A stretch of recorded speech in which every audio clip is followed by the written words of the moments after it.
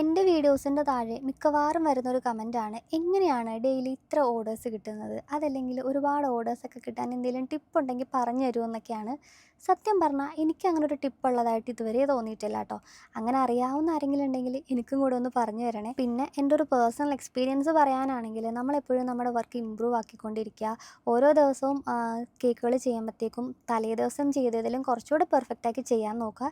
Gradually നമുക്ക് ഓർഡേഴ്സും എൻക്വയറീസൊക്കെ കൂടുന്നതായിട്ടാണ് എനിക്ക് തോന്നിയിട്ടുള്ളത്. അപ്പോൾ നമുക്ക് വിഷയത്തിലേക്ക് വരാം. ഇന്ന് നമുക്ക് ടോട്ടൽ ഒരു 5 കേക്കുകൾ കംപ്ലീറ്റ് ചെയ്യാനുണ്ടായിരുന്നു. അതിൽ എല്ലാം നമുക്ക് രാവിലെ ഡെലിവറിയും കൂടെ ചെയ്യാനുള്ള കേക്കായിരുന്നു കേട്ടോ. അപ്പോൾ കേക്കുകളെല്ലാം കംപ്ലീറ്റ് ചെയ്തെടുത്ത് പാക്ക് ചെയ്ത് ഡെലിവറിക്ക് ഇറങ്ങുവാണ്. ഈ കേക്കുകൾ രണ്ടും കൊടുത്തിട്ട് വേണം നമുക്ക് വൈകുന്നേരത്തേക്കുള്ള ഓർഡേഴ്സൊക്കെ കംപ്ലീറ്റ് ചെയ്യാൻ. അങ്ങനെ അവിടുന്ന് നേരെ തിരിച്ച് വർക്ക് സ്പേസിലെത്തിയിട്ട് ഒട്ടും തന്നെ ടൈം വേസ്റ്റ് ചെയ്യാതെ നമ്മൾ ഓരോരോ കേക്കുകളായിട്ട് ഇത് ഡെക്കറേറ്റ് ചെയ്ത് തുടങ്ങുവാണ്.